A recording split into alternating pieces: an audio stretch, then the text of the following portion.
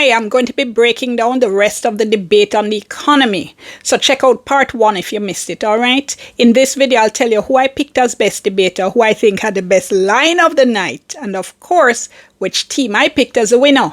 I'm Dion Jackson Miller. Thanks for joining me. Time for tea.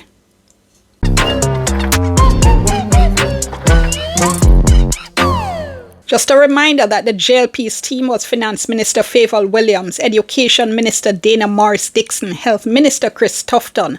The PNP's team was Opposition Spokesperson on Finance Julian Robinson, PNP Treasurer Keisha Anderson, and National Security Spokesperson Peter Bunting. The questioners were Andrea Chisholm, Al Edwards, and the moderator was George Davis. So let's pick up where Andrea asked why the law enforcement requirement was taken out of the job description for the head of the Financial Investigation Division. Now, Fayval takes this one and she kind of baffles her way through. She sounds halting. She doesn't sound credible on this. I did 2 videos on this in terms of what are the problems here, so you can go and watch those for background. Now, Peter rebutted, rejecting her explanations and saying he knows for a fact that senior police officers applied for the job and were turned down. Overall, I give this one to the PNP. Now, Al asked about helping MSMEs. That's kind of a little bit of a tongue twister for me. That's micro, small, and medium-sized enterprises. In other words, the small business sector.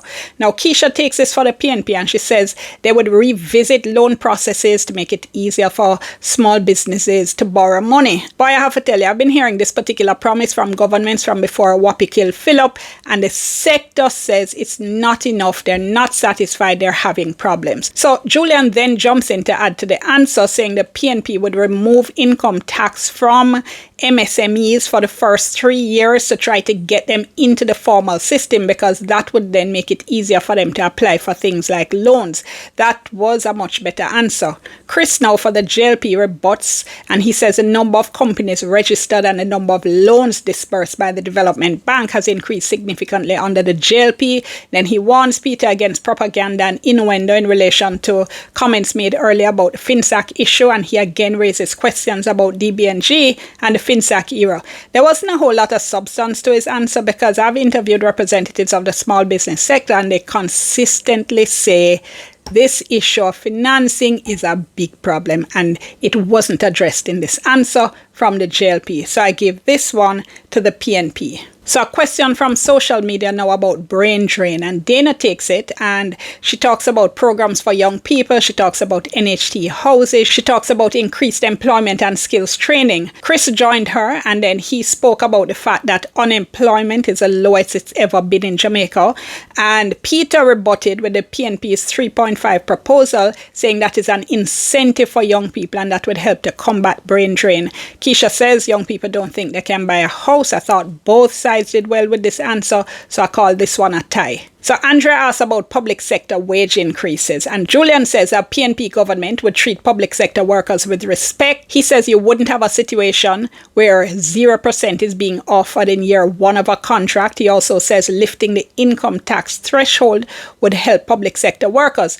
Now, Fayval rebuts, saying the JLP gave public sector workers the largest wage increase in history and that wage negotiations are a process. What she really needed to rebut here, though, were the PNP charges of disrespect in how public sector workers are treated, and also something I think about this 0% offer, which hasn't gone down well with public sector workers. So I didn't think this was a great rebuttal. I gave this one to the PNP. Al asked whether the JLP is focused too much on reducing debt and not enough on people. Fayval says they're doing a lot for people. What she said was pretty good, but I thought it needed more energy, it needed more emphasis, and that's what Dana gave it when she jumped in. She did a really nice job saying that people don't really care about jargon. What they want is the quality of their lives to be improved, and that the JLP is improving people's quality of life. I thought it was a really nice answer. Keisha rebutted, asking people if their lives are better, and Julian said most Jamaicans have trouble buying food, dealing with healthcare, and he manages to get in some jabs about Cornwall Regional. I gave this one to the JLP. Thought I gave a much better answer here. Al then follows up with a question about economic growth. Dana says the JLP is training people, lowering electricity rates, fixing infrastructure. She has some figures there to emphasize what she's saying, but not too much. Very, very nicely done. and Julian rebuts with criticisms about corruption and how that's affecting growth. Then he says he can say categorically he is not under investigation for illicit enrichment, and he asks if the JLP team members can say that. There was no response to that. And that, I thought, was a point that was delivered in such a way that I gave that one to the PNP. So back to social media with a question about what is in the manifestos for middle-income Jamaican. Peter says the PNP's tax plan is better. Julian said the PNP is also going to take away tax on overtime.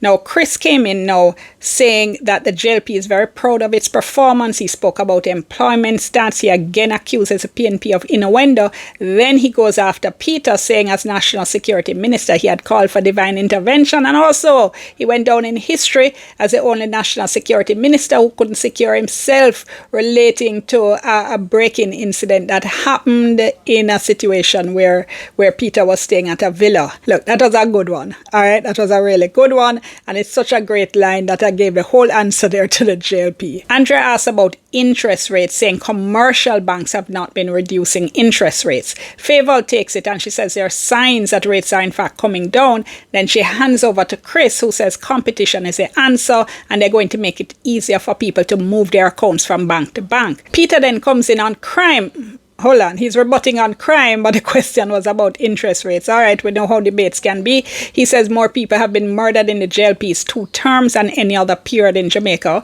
He says the murder reduction in 2025 is because of police, not the government.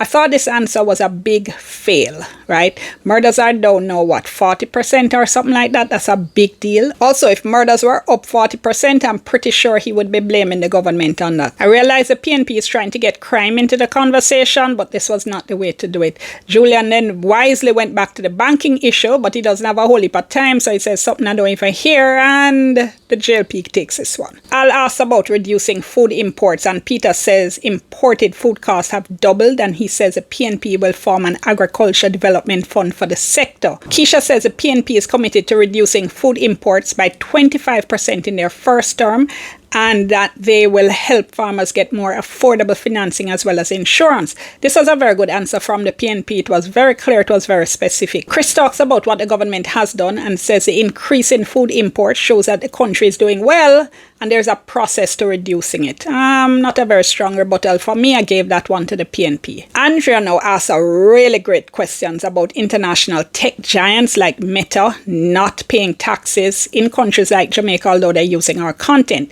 Now, Favour says basically talks are going on.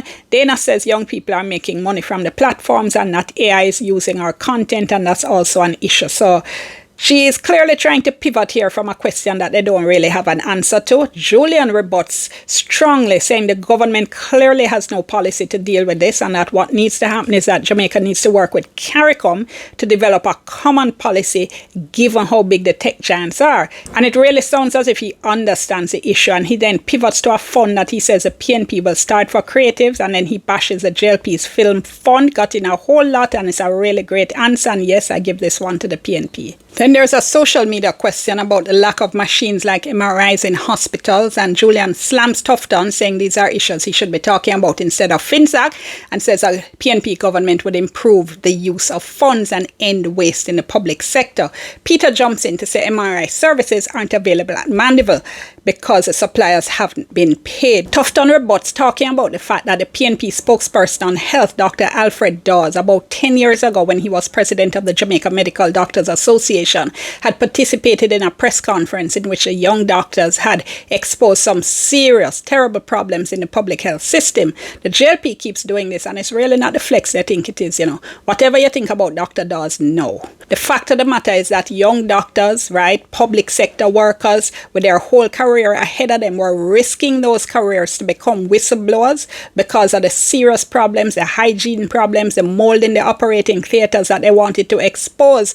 I have been on record as saying it was one of the most courageous things I've ever seen a public sector worker do. So yeah, JLP dropped this one. Tufton then said we do have MRIs and CT scans in the public health sector, just not enough, and that the JLP has done better than the PNP. So he stops, not realizing he had 54 seconds left, and then picks up and talks some more.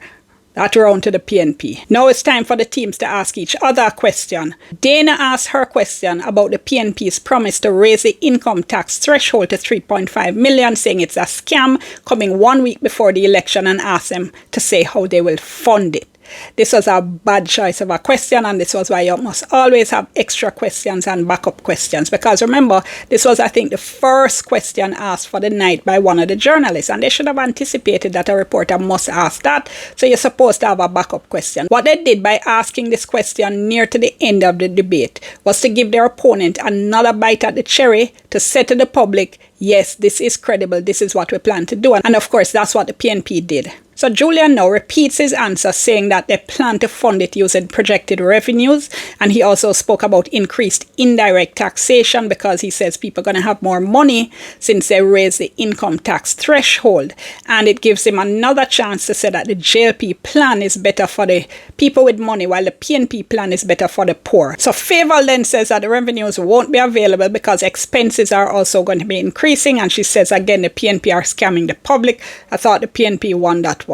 Let me explain this a little bit more, because Favour had a very strong point here, but debates are about arguments and convincing people. She didn't deliver this in a way that either sounded convincing or even sounded like it was very important. Peter now puts a question to Team JLP, and he says why should the public believe them? He says they've broken their promises to put in place impeachment legislation, term limits, referenda, unexplained wealth orders. They've attacked the Integrity Commission. They haven't signed the Code of Conduct. And he asks, how can the people trust the JLP's word? Dana answers and says it's a curious question because of all the scandals of the 1990s. She said the current JLP administration put the Integrity Commission in place, and they're planning to strengthen corruption prevention mechanisms. And Tufton jumps in to say Jamaicans are concerned about their lives and that the JLP has improved people's lives. Keisha then says the JLP has gone back to the 90s, which is 30 years ago, and they're not talking about their own scandals that have come up during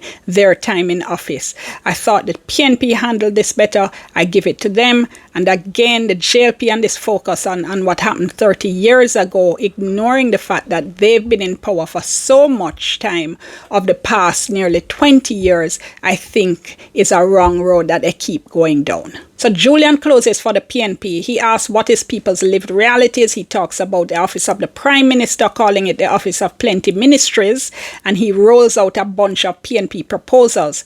Chris closes for the JLP. He says the JLP government had to fix the problems created by the PNP, and then he reels out a raft of JLP achievements. I thought both closing arguments were very, very strong. Alright, so best debater, I still say at the end of this that the two best debaters were the PNP's Julian Robinson and the JLP's Dana Morris Dixon. And of the two, I do give it to Julian Robinson. He didn't miss on any of his answers. He was in command of his material. He would jump in to help out his teammates. He was very energetic, and he was very, very good at thinking on his feet. Having said that, Dana, I thought, was a very close second. Best line of the night goes to Chris Tufton, saying that Peter Bunting as National Security Minister couldn't secure himself. So which team won? Well, as you can hear, what I did was to go back through all of the questions and the responses, and although I thought overall it was a really good debate, I thought the PNP won because I thought simply they answered more questions better.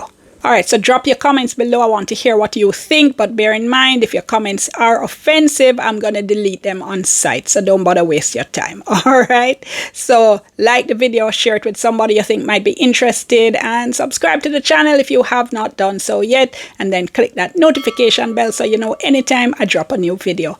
I'm Dion. Thank you so much for watching. Back to my tea.